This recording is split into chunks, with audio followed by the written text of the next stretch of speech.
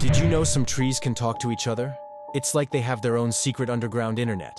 Here's how it works. Trees use their roots and a network of fungi in the soil, called mycorrhizal networks, to share information and resources. Scientists call it the wood wide web. If a tree is attacked by insects, it can send chemical signals through the roots to warn nearby trees. Those trees might then produce chemicals to defend themselves. They even share nutrients. Big, older trees, sometimes called mother trees, can send water and food to younger or weaker trees to help them survive. It's like a forest family looking out for each other.